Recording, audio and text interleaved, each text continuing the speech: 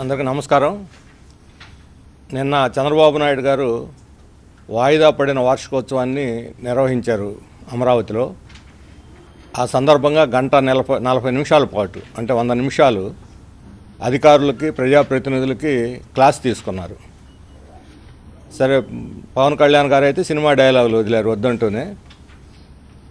ఈ మొత్తం ఉపన్యాసం అంతా కూడా స్వాత్కర్ష, అంటే వాళ్ళని వాళ్ళు పొగుడుకోవటం, అతిశయోక్తులు, అర్ధసత్యాలతోటి నిండిపోయింది. వాస్తవాలు చెప్పి ప్రజలను ఒప్పించి మెప్పించాలనేటువంటి ప్రయత్నం కన్నా ఇంప్రెస్ చేయాలనేటువంటి ధోరణి ఎక్కువగా కనిపిస్తున్నది. అంటే ఈ రోజుల్లో అంతా కూడా దాన్ని బిల్డ్ చేయటమే. అట్లాగే దీంట్లో ఒక ఇమేజ్ బిల్డింగ్ కోసం ప్రయత్నం, ప్రభుత్వం మీద ఇమేజ్ బిల్డింగ్ కోసం ప్రయత్నం తప్ప ప్రజలను డెవలప్ చేయాలనేటువంటి ప్రయత్నం ఎక్కడ కనిపించలేదు. నెల క్రితం జరిగిన తెలుగుదేశం మహానాడులో కార్యకర్తలే సర్వస్వం అన్నాడు, వాళ్లే పరిపాలన చేస్తారన్నారు. నెల రోజుల్లో లక్ష్యం మారిపోయింది. ఇప్పుడు అధికారులే సర్వస్వం, అధికారులే మొత్తం రేపు వచ్చే ఎన్నికలు గెలిపించాలి ఆయన్ని. 2019 ఎన్నికలే 2029 ఎన్నికలే కీలకం అని చెబుతున్నాడు అధికారులకి. కాబట్టి కార్యకర్తల, అధికారుల ఈ డైలమా ఏమిటి అంటే, ఎక్కడికక్కడే ఎవరికి వాళ్ళనే ఆకాశానికి ఎత్తేసి భ్రమింపజేసేటువంటి ప్రయత్నం తప్ప వాస్తవం అయితే అది కాదు. ఈరోజు ఆయన అభివృద్ధి గురించి, 2047 గురించి, ఈ డెవలప్మెంట్ గోల్స్ అన్నీ కూడా ఒక ప్రజెంటేషన్ ఇచ్చారు. ఆయన బాగా అనుభవం ఉన్నటువంటి ఆయన, రాజకీయవేత్త, పరిపాలనలో అనుభవం ఉంది. ఇప్పుడు తొలిగడుగు అంటున్నారు, తొలిగడుగు కాదు ఇది, వర్షన్ 4.1. వాళ్ళే అడ్వర్టైజ్మెంట్ అన్నిట్లో వేశారు 4.1, ఇది వర్షన్ 4.1. అందుకని తొలి సంవత్సరం కాదు, తొలి అడుగు కాదు. కొత్త నాయకులు, కొత్త పార్టీ, కొత్త ముఖ్యమంత్రి అయితే తడబడ్డారు అనుకోవచ్చు. తడబడే ముఖ్యమంత్రి కూడా కాదు వీరు. అందువల్ల ఒక సంవత్సరమైనా దాదాపు 17 సంవత్సరాల అనుభవం ఉన్నటువంటి వ్యక్తి. ఇది 15వ సంవత్సరం ముఖ్యమంత్రిగా ఆయన పరిపాలన పూర్తి చేసుకున్నటువంటిది. అందువలన ఆయన అనుభవం, ఆయనకున్నటువంటి సమర్థత అంతా కూడా 2014 తర్వాత స్ట్రక్అప్ అయిపోయింది, ఆగిపోయింది. వాస్తవానికి ఏమిటి, 2015లో ఐక్యరాజ్య సమితి మొత్తం డెవలప్మెంట్ గోల్స్ని మార్చేసింది. అన్ని దేశాలకి అందరూ కలిసి ఉమ్మడిగా తీసుకున్న నిర్ణయం. జీడిపి కాదు ఇప్పుడు చెప్పాల్సిన లెక్క, ఎస్డిజి చెప్పాలి, సస్టైనబుల్ డెవలప్మెంట్ గోల్స్, ఎస్డీస్. ఇది ఎస్డిజీసే ఈరోజు అభివృద్ధికి కొలమానం. ఆయన ప్రసంగంలో కానీ లేదా ప్రభుత్వ నివేదికల్లో కానీ ఎక్కడా కూడా ఈ సస్టైనబుల్ డెవలప్మెంట్ గోల్స్ గురించి ఒక్క మాట లేదు. మీ అందరు కూడా ఇచ్చాను ఆ పేపరు. 17 అంశాలు ఉన్నాయి అందులో. 691 ఇండికేటర్స్ ఉన్నాయి. ఈ ఇండికేటర్స్ మన రాష్ట్రంలో పరిస్థితి ఏమిటి, దేశం పరిస్థితి ఏమిటి? దేశం మొత్తం ప్రపంచంలో మన దేశం 109వ స్థానంలో ఉంది.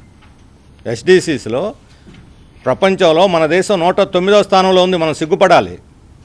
మేము 4వ దేశం అవుతాం, 3వ దేశానికి జంప్ చేయబోతున్నాం. నీతి ఆయోగ్ చెప్పింది, IMF చెప్పిందని కబుర్లు చెప్పడం కాదు, లేకపోతే $4 ట్రిలియన్ వ్యవస్థలో అడుగు పెడుతున్నామని చెప్పడం కాదు. సస్టైనబుల్ డెవలప్మెంట్, సుస్థిర అభివృద్ధి. అభివృద్ధి కాదు, సుస్థిర అభివృద్ధి. అభివృద్ధికి సుస్థిర అభివృద్ధికి తేడా ఉంది. ఇదేదో కమ్యూనిస్టుల నినాదం కాదు, సోషలిస్టుల నినాదం కాదు. ఇది ఫక్తు పెట్టుబడిదారు నినాదం, సస్టైనబుల్ డెవలప్మెంట్ అనేది. మరి సస్టైనబుల్ డెవలప్మెంట్ గోల్స్లో ఒక్కటన్నా మనం అందుకున్నామా? దేశం 109వ స్థానంలో ఉంటే దేశంలో మన స్థానం ఎక్కడుంది? 10వ స్థానంలో ఉన్నాం. 10వ స్థానంలో ఉన్నాం. అంతేకాదు, సస్టైనబుల్ డెవలప్మెంట్లోనే కాదు, ఈరోజు చంద్రబాబు నాయుడు గారు టెక్నాలజీ గురించి మాట్లాడుతున్నారు. ఆర్టిఫిషియల్ ఇంటెలిజెన్స్, మన ఈ డీప్ టెక్, క్వాంటమ్ వ్యాలీ, మొత్తం 5-6 రకాల వాటి గురించి మాట్లాడుతూ ఉన్నారు. వాటిలో మన స్థానం ఏమిటి? మన హిందూ ఒక డేటా మొత్తం సేకరించి ఇచ్చారు. దేశమే వెనకబడిపోయింది వీటన్నిటిలో. అమెరికా, చైనాలకి మనకి అసలు చాలా దూరం ఉంటే ఇందులో మనం ఎక్కడున్నాం? క్వాంటమ్ వ్యాలీ అంటే క్వాంటంలో కనీసం సెమీ కండక్టర్ని చేసుకునే పరిస్థితిలో కూడా, తయారు చేసుకునే పరిస్థితిలో కూడా లేవు. 11 ఏళ్ల తర్వాత మోడీ రోజు ఇదే చెబుతుంటాడు. మోడీ గత 3 నెలల్లో, గత 3 మాసాల్లో 3 సార్లు మన రాష్ట్రానికి వచ్చాడు. 3 పెద్ద సభల్లో ప్రసంగించాడు. ముచ్చటగా 3 సభలు 3 నెలల్లో మోడీ మాట్లాడాడు. ఒక్కటంటే ఒక్క మాట చెప్పాడా, గట్టి మాట. మనకి గురిజాడ అప్పారావు దీంట్లో ఉంది, ఒట్టి మాటలు కట్టిపెట్టి గట్టి మేలు తలపెట్టవే అని. ఒట్టి మాటలు ఊకదంపుడు ఉపన్యాసం తప్ప మోడీ ఈ 3 నెలల 3 సభల్లో జరిగిన వాటిల్లో ఒక్కటంటే ఒక్క గట్టి మాట చెప్పాడా? రాష్ట్ర ప్రజలు గుర్తించుకునేటువంటి మాట ఒక్కటైనా చెప్పాడా? మన రాష్ట్ర ప్రజలు పొంగిపోయే మాట ఒకటైనా చెప్పాడా? రాష్ట్రాభివృద్ధి తోడ్పడే వాగ్దానం ఒకటైనా చేశాడా? చేసిన పనిని తీసేయండి, పోయిన చేయబోయే పనినైనా చెప్పారా? చేసిన పని లేదు, చేయబోయే పని లేదు. పొగుడుకోవటమే ఒకరినొకరు, పరస్పర పొగడ్తలు. నువ్వు అంత గొప్పవాడు అంటే నీ అసలు అవతార పురుషుల కింద లెక్క.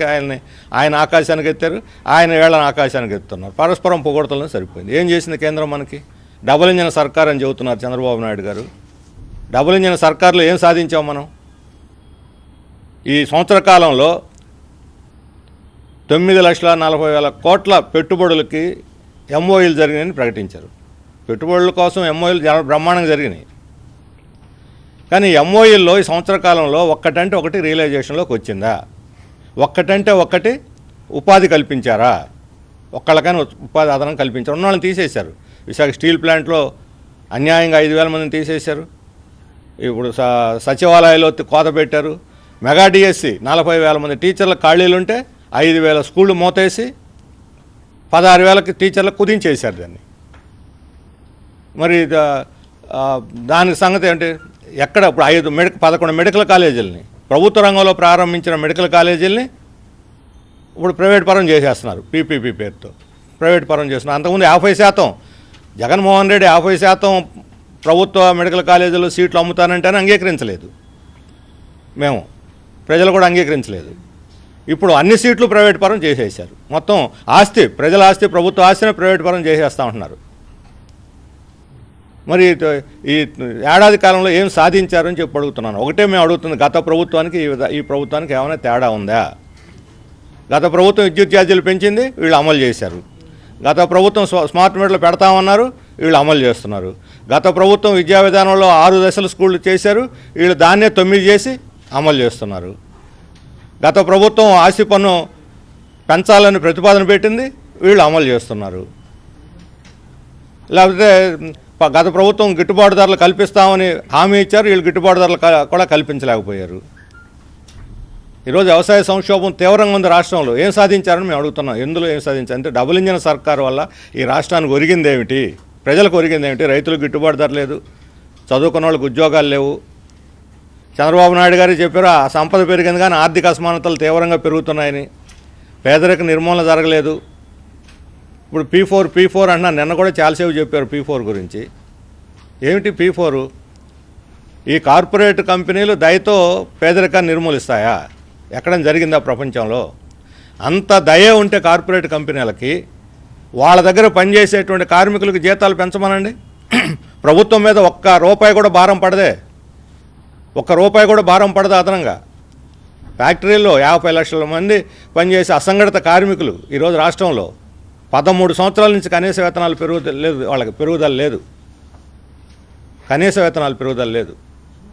మరి వాళ్ళకి కనీస వేతనాలు పెంచకుండా ఏ రకంగా అభివృద్ధి జరుగుతుంది? సస్టైనబుల్ డెవలప్మెంట్ ఎలా జరుగుతుంది?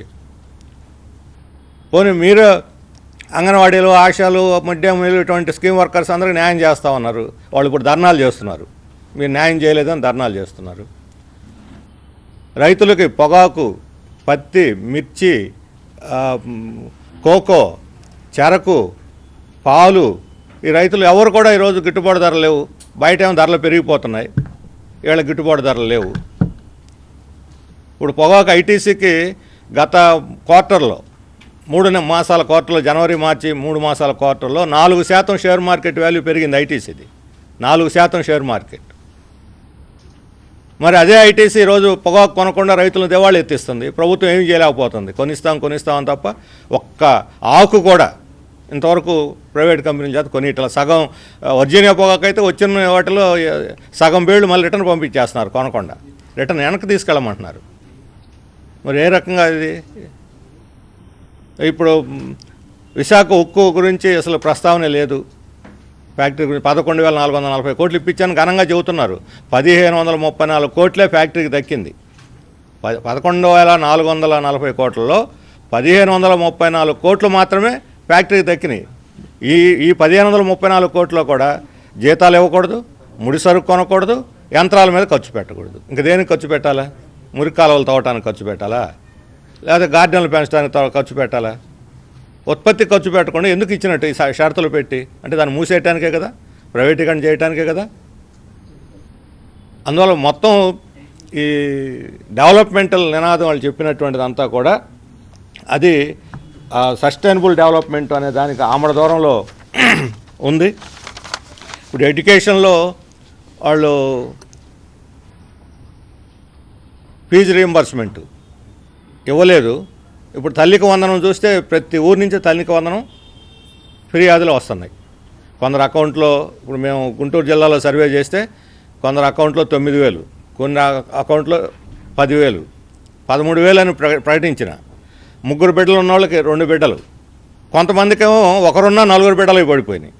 అంటే గుడ్ గవర్నెన్స్ అంటే ఇదేనా? ఒక తల్లికి వందనం సిస్టమేటిక్గా ఇంట్లో బిడ్డలందరికీ మీరు చెప్పిన 13,000 సక్రమంగా అందించలేకపోవటం ఇదేనా గుడ్ గవర్నెన్స్ అంటే? ముసలి వాళ్ళకి, సింగిల్ ఉమెన్కి కొంతమంది చాలామందికి ఇప్పుడు డినై చేస్తున్నారు, ఇవ్వటం లేదు. సరైనటువంటి రికార్డులు కూడా భద్రపరచడం లేదు. మొత్తం సచివాలయ వ్యవస్థనంతా అస్తవ్యస్తం చేసేస్తున్నారు. వాళ్ళు ఉంటారో పోతారో ట్రాన్స్ఫర్ చేస్తారో తెలియటం లేదు. ప్రైవేట్ స్కూళ్ళల్లో 25% రైట్ టు ఎడ్యుకేషన్ కింద ఇస్తామని చెప్పిన వాళ్ళకి ఇంతవరకు అసలు వాళ్ళకి ఇవ్వనందువల్ల వాళ్ళు మేము పిల్లల్ని చేర్చుకోమంటున్నారు. వాళ్ళు యాక్చువల్గా ఉచితంగా చెప్పాలి. నారాయణ, శ్రీ చైతన్య లాంటి వాళ్ళు కూడా ఈరోజు మంత్రిగా ఉన్నాడు ఆయన. 20% రైట్ టు ఎడ్యుకేషన్ ప్రకారం ఉచితంగా చెప్పాలి పేదలకి. దాని బదులు గవర్నమెంటే డబ్బు ఇస్తామన్నా గవర్నమెంట్ డబ్బు ఇవ్వట్లేదు, వాళ్ళు చెప్పడం లేదు, పంపించేస్తున్నారు. ఏమిటి ఉపయోగం? విద్య ఒక నాణ్యమైన విద్య అందరికీ ఉచితంగా రావాలని చెప్తూ ఉంటే అదేం లేదు. అందుకని వీళ్ళు డబుల్ ఇంజన్ కాదు, ఇది డబుల్ భారాల ప్రభుత్వం కింద మారిపోయింది. డబుల్ భారాలు. స్మార్ట్ మీటర్లు పెడితే ఈ విజయవాడలోనే ఒక చిన్నపాటి ఒక పరిశ్రమ నడుపుకునే వాళ్ళకి 6,000 కరెంటు బిల్లు వస్తూ ఉంటే, ఒక కుటీర పరిశ్రమ నడుపుకునే వాళ్ళకి స్మార్ట్ మీటర్ మార్చాక 26,000కు పోయింది. 6,000 ఎక్కడ, 26,000 ఎక్కడ? ఏకదమ్మని 20,000 పెరిగిపోయింది. కొంతమందికి 1,00,000, కొన్ని షాపులకి అయితే 1,00,000 స్మార్ట్ మీటర్లు పెట్టాక ఈ విజయవాడలోనే. మాకు వద్దు బాబో అని ప్రజలు తిరస్కరిస్తున్నా సరే పెట్టాల్సిందని అదాని మనుషులను పంపించి నెత్తి మీద కూర్చుంటున్నారు స్మార్ట్ మీటర్లు. ఎట్లా పెడతారు స్మార్ట్ మీటర్లు? మీరే చెప్పారు ఇది పగలగొట్టండి అని, మీరే చెప్పారు. కోర్టులో కేసు వేశారు, ఇది తప్పు అని. చంద్రమోహన్ రెడ్డి పయాల కేసు ఈ విద్యుత్ సంస్కరణలకు వ్యతిరేకంగా వేశారు. స్మార్ట్ మీటర్లు వద్దని వేశారు. ఇప్పుడు ఆ కేసు సంగతి ఏమిటి? నేను 10 అడిగేంతవరకు స్పందించాలి. వాళ్ళు నోరెత్తి మాట్లాడటం లేదు. మీరు వేసిన కేసు విషయంలో కోర్టులో పెండింగ్లో ఉంది, మీరు ఏం మాట్లాడతారు అని మేము తెలుగుదేశం నాయకులను అడుగుతుంటే పయ్యాల కేసు కానీ చంద్రమోహన్ రెడ్డి గారు కానీ కనీసం నోరెత్తి మాట్లాడలేదు, స్పందించడం లేదు. ఆ కేసు విత్డ్రా చేసుకుంటారా లేకపోతే కొనసాగిస్తారా తేల్చి చెప్పాలని చెప్పి అడుగుతున్నాం. ప్రభుత్వ వైఖరి ఏంటో కూడా చెప్పాలి దీని మీద. ప్రభుత్వ లాయర్ ఏం మాట్లాడతాడు కోర్టులో? ఇంతకుముందు అంటే దానికి వ్యతిరేకంగా మాట్లాడు పాత ప్రభుత్వంలో వాళ్ళు, ఇప్పుడేం మాట్లాడతారు? అలాగే ఈరోజు ఇళ్ల స్థలాలు జీవో నెంబర్ 30 ఇళ్ల స్థలాలు ఇస్తూ ఉన్నారు. జీవో నెంబర్ 30 ప్రకారం 4 రోజులు అప్లై పెట్టుకున్న 4 రోజులు ఇస్తూ ఉన్నారు. ఇప్పుడు 6 నెలలైన జీవో వచ్చి ఉన్న ఇళ్ళు తొలగించేస్తున్నారు బలవంతంగా. 3 సెంట్లు 2 సెంట్లు ఉన్నవాళ్ళకి పట్టాలు కూడా లేవు. ఉన్నవాళ్ళకి పట్టాలు ఇవ్వటానికే మీకు మంగళగిరిలో ఇస్తామని ప్రకటించారు ఆర్భాటంగా. అయిపోయింది. ఇక రాష్ట్రం అంతా అదే ప్రచారం. మరి ఎక్కడిచ్చారు? ఎవరికి ఇచ్చారు? ఉన్నవాళ్ళని తొలగిస్తున్నారు. పశ్చిమ గోదావరి జిల్లాలో ఇలాంటి చోట చాలా చోట్ల తొలగించేస్తున్నారు. అందుకని ఇచ్చినటువంటి వాగ్దానాలు ఇప్పుడు నిరుద్యోగులకు 3,000 భృతి అన్నారు, లేదు. మహిళలకు 1,500 నెలకు ఇస్తా ఉన్నారు, లేదు. ఇవన్నీ సూపర్ 6లో భాగాలే కదా. 3 సెంట్లు 2 సెంట్లు అనేది ఇప్పుడు 4 ఏళ్లలో ఇస్తా ఉంటున్నారు. ఈరోజు మార్చేశారు దాన్ని. ఇది కనీసం షెడ్యూల్ ప్రకటించండి. మీరు మీ వాగ్దానాలు ఎప్పుడు అమలు చేస్తారో షెడ్యూల్ ప్రకటించండి. ఇంకోవైపు మీరు గత ప్రభుత్వం విధానాల మీద ధ్వంసం చేసిందని దాడి చేస్తున్నారు. మరి ఈ ప్రభుత్వం నిర్మిస్తున్నది ఏమిటి? మొన్న సత్యనపల్లి ఘటన సందర్భంలో సినిమా డైలాగ్ రఫా రఫా అనేది పెద్ద ఇది అయిపోయింది. అప్పుడు అంతా వైరల్ అయిపోయింది. ఈ సినిమా డైలాగులో ఈ థియేటర్లకు పనికి వస్తే బయట పనికిరావు అని చెప్పి పవన్ కళ్యాణ్ చెప్పాడు. మంచి మాట అనుకున్నాం. థియేటర్లో వాడాల్సిన బాట పబ్లిక్లో సివిలియన్స్ వాడకూడదు. రఫా అని వాడటం తప్పు ఆ రోజు చెప్పాం మేము. కానీ ఈరోజు నిన్న వాడిన భాష ఏమిటి పవన్ కళ్యాణ్ గారు? నిన్న వాడిన భాష ఏమిటి? తాట తీస్తా నార ఒలుస్తా. ఏం భాష ఇది? తాట తీయటం నార ఒలవటం ఇది కూడా సినిమా భాషే కదా, థియేటర్లో వాడాల్సిన భాషే కదా. పబ్లిక్ మీటింగ్లో ఎట్లా వాడాడు? అంటే ఎవరికి వారు తక్కువ కాదు. హింసాత్మక రాజకీయాలను పెంచి పోషిస్తున్నారు. ఒకళ్ళొకళ్ళు పోటీలు పడి రాష్ట్రం మొత్తాన్ని కూడా శాంతి భద్రతలు అధ్వానంగా మార్చేటువంటి పరిస్థితి తీసుకొస్తున్నారు. ఈ భాష మానుకొని దళితులకి మహిళలకి రక్షణ కల్పించండి. గతంలో దిశ ఉంది, ఆ దిశ ఫెయిల్యూర్ అయింది. ఇప్పుడు రక్ష అని పేరు పెట్టారు. తేడా ఏం లేదు. దిశ పోలీస్ స్టేషన్లో రక్ష పోలీస్ స్టేషన్కి మారినాయి. తేడా ఉంది. యాప్ పోయి ఇంకొక యాప్ వచ్చింది. ఈ యాప్లతో అవుతుందా?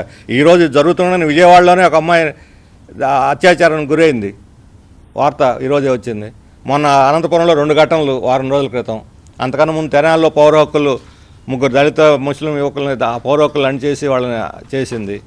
విశాఖపట్నంలో దళితుల మీద దాడి. ఇవన్నీ ఒకటి కాదు. ప్రతిరోజు దళితుల మీద దాడి, మహిళల మీద అత్యాచారాలు వింటూనే ఉన్నాం.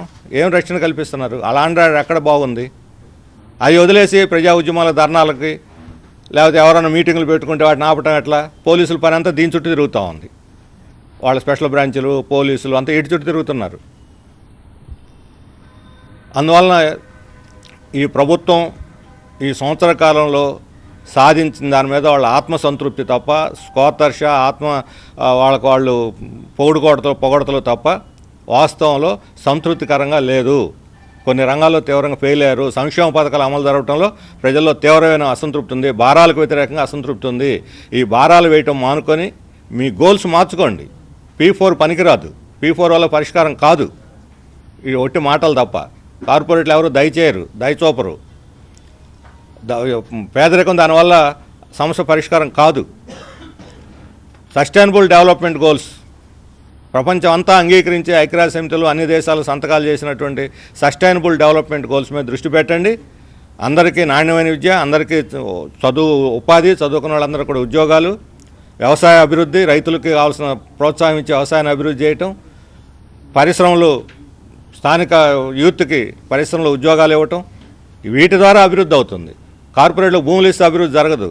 ఉన్న భూములు 1,00,000 భూములు ఖాళీగా ఉన్న ఏపీఐఐసివి, వాటిలో పరిశ్రమలు పెట్టుకుని ఇంకో 2 లక్షలు తీసుకుంటామంటున్నారు. ఏం చేస్తారంటే పేద రైతుల దగ్గర పొలం పండించి కష్టపడే రైతుల యొక్క ఉసురు తీసి కార్పొరేట్లకు పందారం చేస్తారా? ప్రభుత్వమే భూమాఫియాగా వ్యవహరిస్తూ ఉంది. భూమాఫియాలు ఇంతకుముందు విడిగా ఉండేవాళ్ళు, ప్రభుత్వం అండతో ఉండేవాళ్ళు. ఇప్పుడు ప్రభుత్వమే భూమాఫియా పాత్ర అవతారం ఎత్తితే ఇక రైతులు దిక్కేమిటి? అందుకని కార్పొరేట్లు భూ పందారం చేయడానికి భూములు సేకరించవద్దు. సేకరించిన భూముల్లో పెట్టండి పరిశ్రమలు పెట్టిన వాళ్ళ దగ్గర భూములు వెనక్కి తీసుకొని రైతులకు ఇచ్చేయండి. వాటిని పేదలకు ఇవ్వండి. వ్యవసాయం పండిస్తారు, పంటలు పండిస్తారు, అభివృద్ధి అవుద్ది. చంద్రబాబు నాయుడు గారు చెప్పారు కదా, మన రాష్ట్రం రాష్ట్రం, వ్యవసాయం వల్లనే జీడీపీ అభివృద్ధి అవుతుంది. మరి ఆ వ్యవసాయాన్ని కూడా నాశనం చేస్తే ఇక జీడీపీ కూడా అభివృద్ధి కాదు. సస్టైనబుల్ డెవలప్మెంట్ తర్వాత సంగతి, జీడీపీ కూడా అభివృద్ధి కాదు. అందువల్ల మొత్తం ఈ విధానమే తప్పు. మొత్తం దీన్ని తల కిందకి కాళ్ళు పైకి పెట్టి నడుస్తుంది ప్రభుత్వం. కాళ్ళు కిందకి పెట్టి నడిస్తే తొందరగా డెవలప్ అవుతాము. అందుకని ఈ సంవత్సర కాలం జరిగిన ఆత్మవిమర్శ చేసుకొని, ఆత్మ పరిశీలన చేసుకుని తమ విధానాలు ప్రజాభిప్రాయం తీసుకోండి. మీరు కావాలంటే సర్వేలు చేయండి. ఎవళ్ళకపోయినా ఎవరినైనా అడగండి, మీ సొంత కార్యకర్తలను అడగండి, అభిప్రాయాలు చెబుతారు. చుట్టూ చేరిన పొగిడే వాళ్ళ గురించి పొగడతలో పడిపోయి మీరు మురిసిపోవద్దు. అందువల్ల విధానాలు మార్చుకుంటే నెక్స్ట్ ఈ ప్రభుత్వం మనగలుగుతుంది, లేకపోతే ప్రతిఘటన ఎదుర్కోవాల్సినటువంటి పరిస్థితి వస్తుందని చెప్పి నేను హెచ్చరిస్తున్నాను.